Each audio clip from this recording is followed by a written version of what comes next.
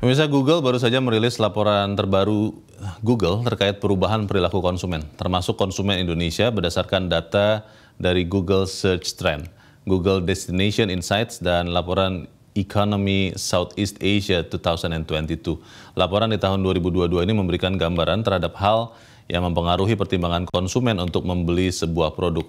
Apa tren konsumen di tengah perkembangan e-commerce saat ini? Kita langsung bertanya kepada Head of Marketing Google Indonesia, Yolanda Sastra. Mbak Yolanda, selamat pagi. Selamat pagi, Mas Leonard. Ya, Mbak Yolanda, ini laporannya namanya The Year in Search 2022 atau apa sebetulnya, Mbak? Ya, betul. Year in Search 2022. Itu artinya apa? Apakah memang ini sesuatu yang memang rutin dilakukan Google setiap tahun atau seperti apa tujuannya juga, Mbak Yolanda? Ya. Jadi ini tahun kelima kami meluncurkan report Year in Search. Jadi tujuannya adalah untuk membantu para pebisnis, marketeers, untuk melihat tren-tren konsumen. Jadi apa aja penelusuran konsumen selama 1 tahun ke belakang. Karena penting sekali untuk kita mengerti insight apa yang menjadi pemikiran atau keresahan atau needs dari para konsumen Indonesia untuk membuat strategi bisnis dan pemasaran ke depannya. Ini berarti melihat apa yang dicari orang di Google, begitu ya Mbak ya? Betul, jadi sumbernya itu kami lihat dari Google Search, kemudian dari Destination Insight, itu adalah salah satu portal dari Google di mana orang-orang bisa melihat destinasi apa yang paling diminati dan yang berhubungan dengan travel. Ya, apa yang signifikan terjadi di 2022 dibandingkan 2021? Apakah memang mengkonfirmasi bahwa orang Indonesia tetap menjadi salah satu bangsa yang konsumtif begitu? Apa yang paling dicari oleh orang Indonesia, Mbak Yolanda?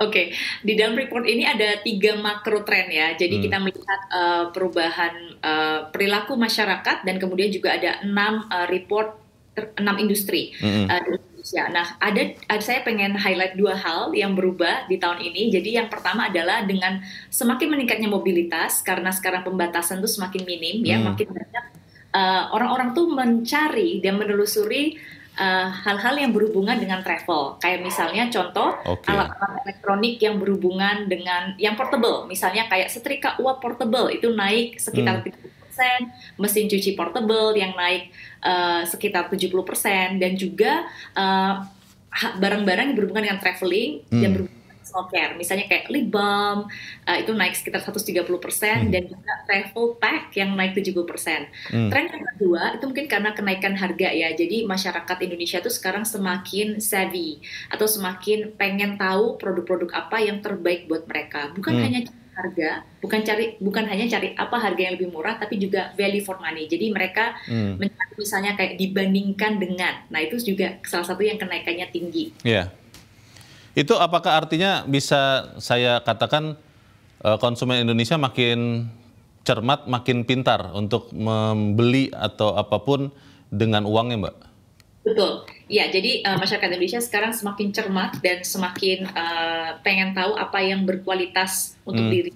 Bukan hanya melulu harga, tapi juga dengan uang yang saya keluarkan ini, apakah ini tuh justify my purchase.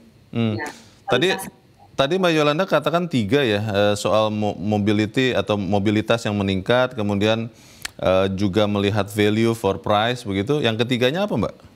Oh, yang ketiga tadi itu sebenarnya tadi ada 3 makro trend itu saya highlight yang 2. Jadi dari 3 itu sebenarnya yang pertama adalah soul searching. Jadi semakin banyak orang itu melihat ke dalam dirinya, merenungkan.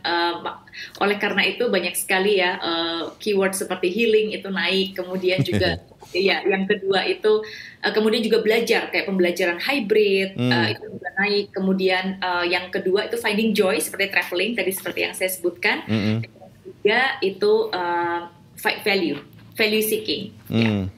Value seeking ya.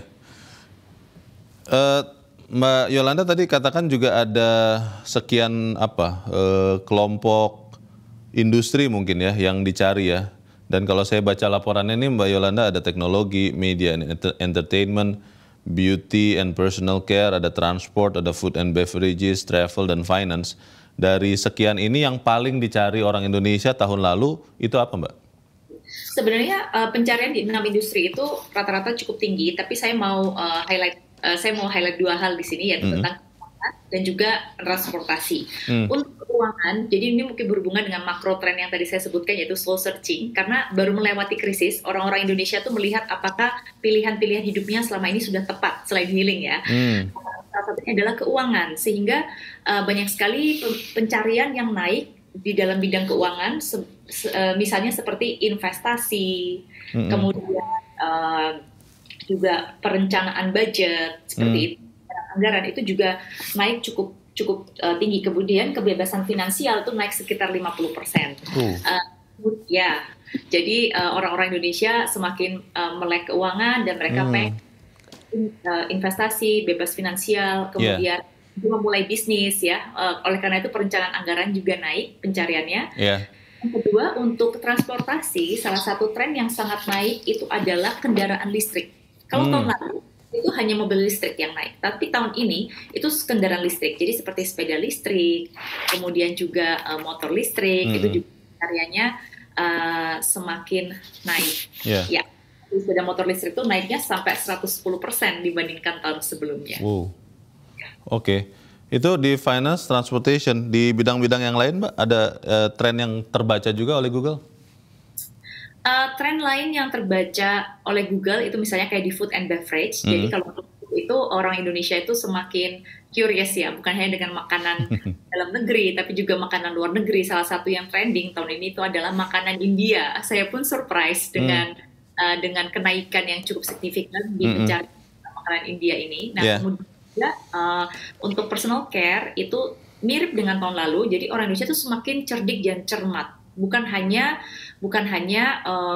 mereka pengen manfaatnya apa, tapi mereka tahu ada ingredient apa di balik setiap skincare yang mereka pakai. Dan kemudian berhubungan dengan travel, seperti tadi saya sebutkan, travel yang naik cukup banyak.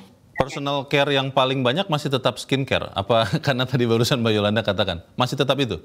Kosmetik juga naik, jadi mungkin karena tahun sebelumnya itu di rumah aja ya, nggak tahu badan buat apa gitu. Jadi bergantian, itu adalah salah satu pencarian yang naiknya cukup signifikan, itu sekitar 40% lebih.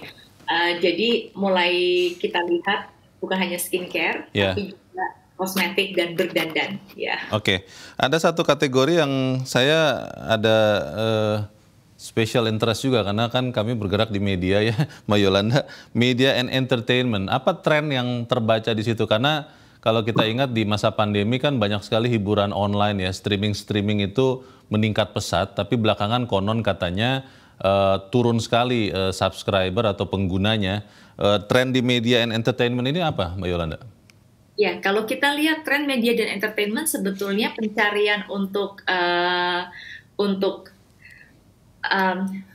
acara-acara yang lagi happening, baik itu di OTT ataupun di TV, itu juga naik. Jadi yang menarik adalah misalnya ada salah satu acara nih, entah itu sinetron atau misalnya berita yang lagi trending di media lain, misalnya televisi ataupun OTT, itu biasanya pencariannya tuh juga akan tinggi penontonnya. Jadi misalnya ada salah satu acara TV ya yang sangat trending tahun 2022 itu ternyata masyarakat tuh pengen tahu lebih informasinya, pengen lebih apa ada di baliknya itu. Nah, itu mereka akan biasanya akan menelusuri di Google Search seperti itu untuk media dan entertainment. Apa namanya tadi, the year in search ya, year in search 2022. Ini kan Indonesia yang Mbak Yolanda cover. Itu seberapa akurat ya Mbak memotret perilaku konsumen? Karena kan konon katanya orang Indonesia ini banyak yang peragu ya.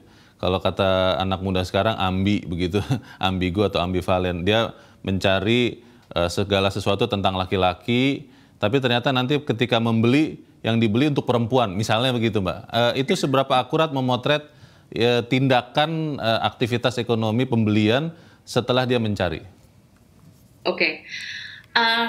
Kami ada satu report itu yang selain Year in Search yang kami luncurkan tahun lalu, itu namanya adalah Emotional Value of Search. Jadi di sana kita melihat bahwa memang selama antara orang tahu pengen membeli sesuatu ya sampai membeli, itu mereka akan kayak benang kusut gitu, Mas. Jadi mereka akan terus mencari, memikirkan sampai mereka memutuskan untuk membeli sesuatu. Nah, itu kami kami tangkap itu tren-trennya itu di dalam Year in Search juga, apa saja sih yang mereka cari selama mereka memikirkan sesuatu dan lain sebagainya.